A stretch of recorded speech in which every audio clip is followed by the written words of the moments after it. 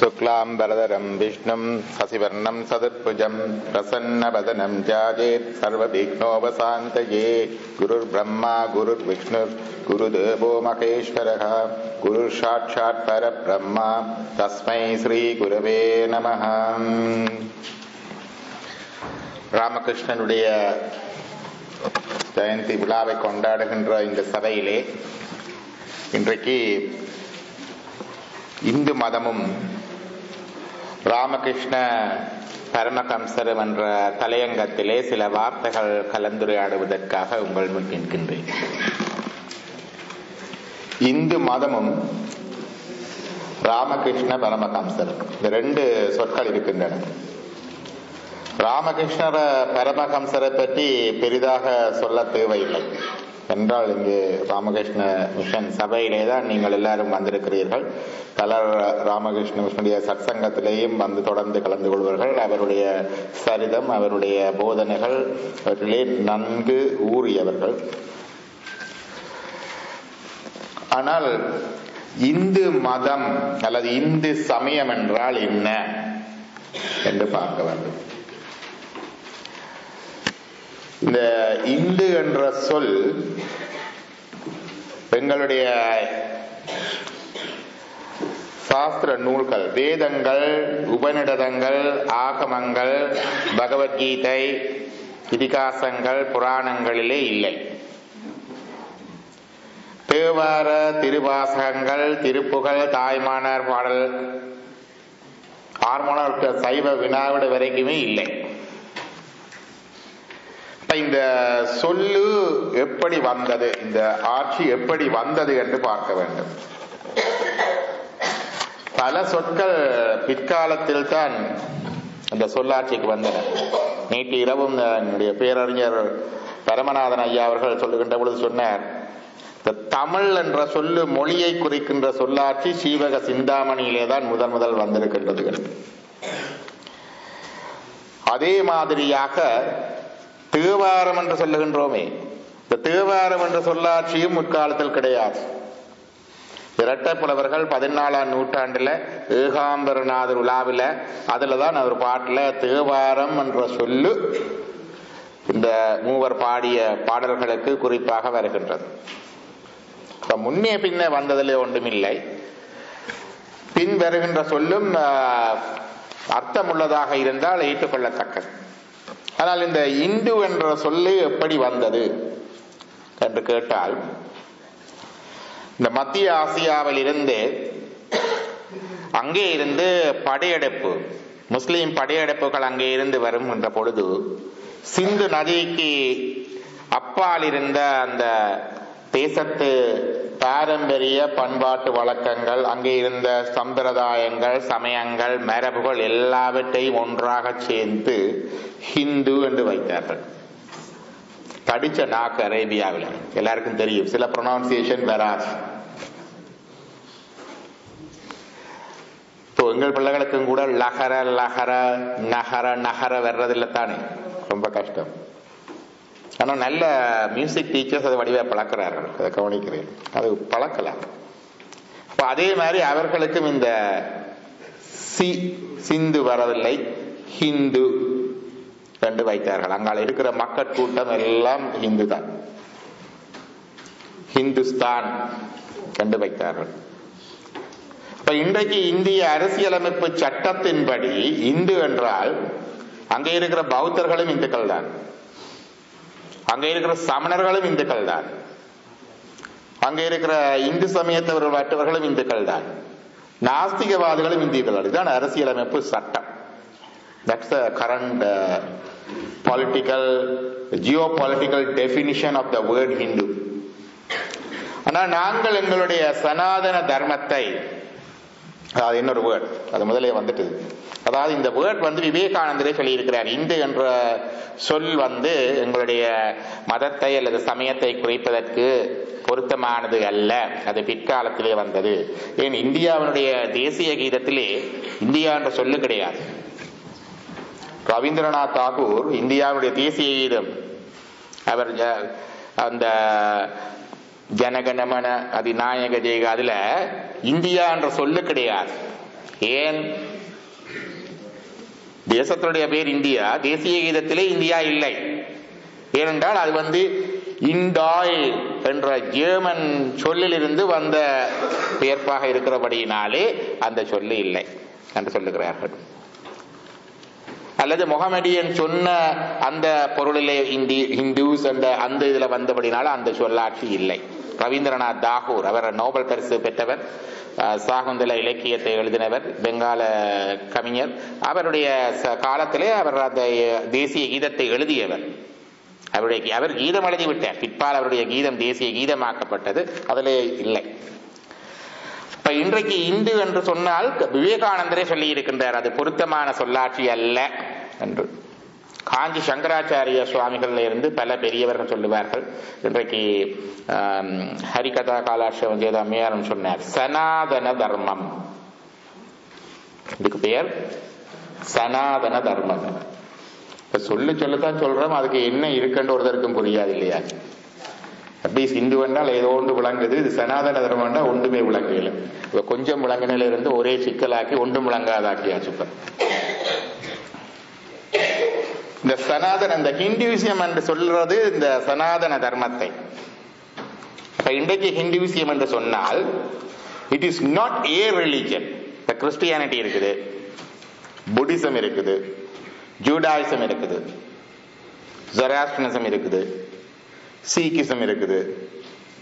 இப்படி எத்தனையோ மதங்கள் முந்தி இருந்தது. பாஸ்ட்லயே ஏதோ மதங்கள் இருந்து இல்லாம போயிட்டது. வருங்காலத்திலேயும் எத்தனையோ மதங்கள் வரத்தானே போகுது. இப்பவே எவ்வளவு முளைச்சு கொண்டிருக்குது. இப்ப கொஞ்சம் இல்லாம போகும், கொஞ்சம் நீக்கம் தக்க, அப்படி எல்லாம் போக வருங்காலத்திலேயும் வரத்தெல்லாம் போகுது. அப்ப இந்த சமயங்கள் மதங்களில் ஒன்று அல்ல இது. இந்த தர்மம் is not a religion or sect of philosophy. That's one. அப்ப இந்த சனாதன தர்மம் என்றால் என்னன்னு பார்ப்போம். தர்மம் என்றாலும் எங்களுக்கு தெரியும், நல்லதுதானே தர்மம். ஏதாவது கெட்டது ஏதாவது இருக்கா?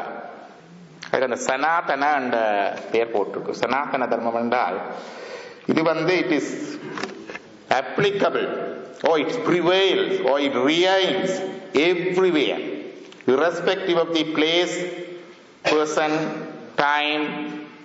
It's applicable. அதான் இந்த சனாதன தர்மம். இந்த தர்மத்தை 3 levels, 3 levelsல வச்சிருக்காங்க. 3 levels and 4-fold divisions. அது என்னன்னு பார்ப்போம். அந்த ஒன்னொண்டா எழுதி பார்க்கலாம்னு யோசிச்சு பார்த்தா நேர கட்டுப்பாடு இருக்கு. முதல் எழுதின ஒரு இதை வச்சுட்டு அதை சொல்லிக்கொண்டு போவோம். ஒரு பேசிக் லெவல் தர்மா ஒன்று இருக்கு, இந்த அடிமட்டம். அதுல காம்ப்ரமைஸ் கிடையாது. It's a must for everybody. எல்லாரும் அந்த தர்மத்தை கடைபிடிக்க வேண்டும். அதை சொல்லுவார்கள் உலக தர்மம், இந்த வேர்ல்ட்லி தர்மம்.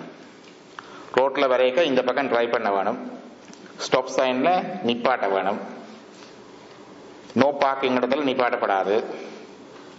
இருக்குத்தானே, ஹேண்டிகேப் பார்க்கில் போய் காரை நிப்பாட்டி கூட வரையலாது. இது எல்லாம் இருக்குது. மற்றது ஒருவர் பிள்ளைகளை பெற்றால் பிள்ளைகளுக்கு ப்ரொவைட் பண்ண வேணும், ப்ரொடெக்ட் பண்ண வேணும், போஷாக்கு கொடுக்க வேணும், அதுகளை செய்து கொடுக்க வேணும். இது எல்லாம் பேசிக், அடிமட்டம். இது உலக தர்மம். இட்ஸ் எ மஸ்ட், எல்லாரும் செய்யணும். இந்த உலக தர்மத்தை காப்பதற்குத்தான் எங்களுக்கு சட்ட நூல்கள் இருக்கின்றன. இதை செய்யாட்டிக்கு someone will knock at your door, will invite in trouble, கோர்ட்ஸுக்கு போகணும். இருக்குத்தானே? கார் பிளேயா ஓட்டினா டிக்கெட் தந்துடுவாங்க. வீட்டில் பிள்ளைகளை பார்க்காட்டிக்கு கோர்ட்ஸ் வந்துடும். இது basic level Dharma. It's a must for everybody. இதைத்தான் சொல்லுவார்கள் உலக தர்மா. இதுல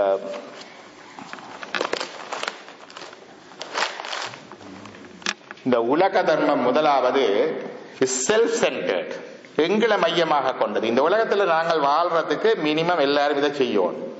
இப்ப நீங்கள் ஒழுங்கா கார் ஓடாட்டிக்கு, நீங்கள் ஒழுங்கா வச்சிருக்காட்டிக்கு, வீடு வாசல பிள்ளைகளை பார்க்காட்டிக்கு சமுதாயம் ஒரே குழப்பமாக இருக்கு. வீண் chaos.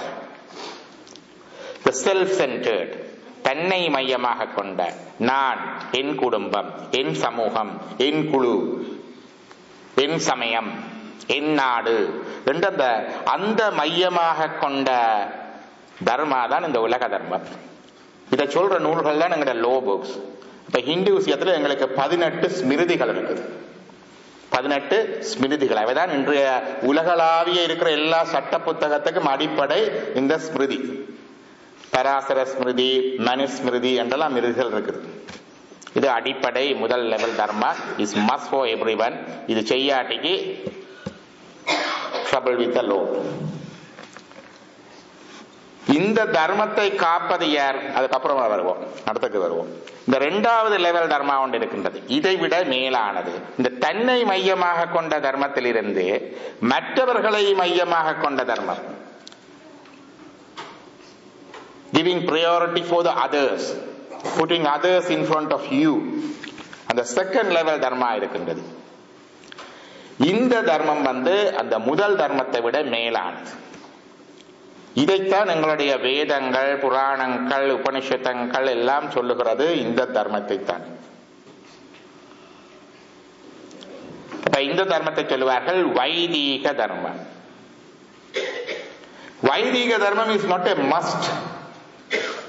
நீங்கள் இப்ப மற்றவைக்கு உதவி செய்யாட்டி யாராவது உங்களை கேட்க போய் நம்ம ஐயன் செய்ய. It's not a must, it's an option, it's a choice. அப்ப ஏன் செய்ய வேணும் வைதிக தர்மம்? மற்றவைய முன்னுக்கு வச்சு நாங்கள் நடந்து கொண்டு வந்தால் எங்களுக்கு இந்த வாழ்க்கையில சந்தோஷம் வரும். மற்றவைய முன்னிட்டு செய்யற கர்மங்களுக்கு எங்களுக்கு புண்ணியம் கிடைக்கும். Good virtues we are doing, so earning good karma. அப்ப we have a comfortable life in this earth as well as all the in the next birth, maybe the heavenly pleasures.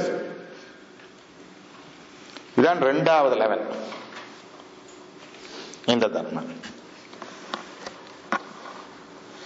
இந்த 2வது தர்மத்துக்கு அப்பால 3வது லெவல்ல ஒரு தர்மா இருக்குது. அது மிகவும் உயரிய தர்மா. 2வது ஆப்ஷனல் என்று சொன்னார், 3வது வெறு சுப்பீரிய தர்மா.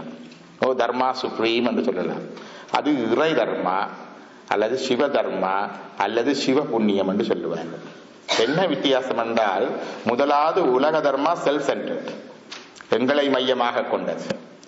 2வது வைதிக தர்மா மற்றவர்களை மையமாக கொண்டது. 3வது இறை தர்மா இறைவனை மையமாக கொண்டது. இறைவனுக்குத்தான் அங்கே முதலிடம், மற்றவர்களுக்கு 2வது இடம், தனக்கு கடையிடம். இது ஒன்றும் புதுசு பாராயணம் சொல்லல. எங்கட ஊர்ல வீடு கட்டினா பெரிய அறை எங்க வைப்போம்? சுவாமி அறை. The big room in our traditional home சுவாமிக்கு. The first place சுவாமிக்கு. வீட்டுல அறிவு வட்டி நெல்லு வந்தால் முதல் நெல்லு குத்தி அரிசி எங்க கொடுப்போம்? சுவாமிக்கு. வீட்டுல மாடு கண்டு போட்டால் அந்த 5 நாள் போனோடனே பால் கறந்த முதல் பால் எங்க கொடுப்போம்? சுவாமிக்கு. அதுதான். இது ஒன்றும் புதுசு இல்ல. எங்களுடைய அம்மா அப்பா பாட்டன் பாட்டி காலங்காலம செய்து வர்ற உண்டு. இறைவனுக்கு முதலிடம். இந்த 3 லெவல்ஸ்லயும் இந்த தர்மா இருக்கு, இந்த சனாதன தர்மாவில். அப்ப எல்லா மட்டத்தில் இருக்கிற மக்களும் இதை அனுசரிக்கலாம். எல்லாரும் கட்டாயமா அனுசரிக்க வேண்டிய தர்மம் இந்த உலக தர்மம். அதுல ஆப்ஷனலா செய்ய வேண்டும் என்று எல்லாரையும் ஊக்குவிக்கப்படுறது இந்த வைதிக தர்மம். Fortunate souls, முற்புறப்பு செய்த புண்ணியம் வாய்க்க வாய்ச்சு செய்கிறது தான் இந்த இறை தர்மம், இறையை மையமாக கொண்டது. இது படிப்படியா வரும். இதுல இருந்து போய் இதுல இதுல இதுல வரும். 3 levels of dharma. The 4-fold applications இருக்கு தர்மாக்கு. 4-fold application எல்லாரும் கேள்விப்பட்டிருப்பீங்க. வர்ணாசிரம தர்மா கேள்விப்பட்டிருக்கிறீங்களா? கேள்விப்படல. இப்பெல்லாம் வர்ணாசிரம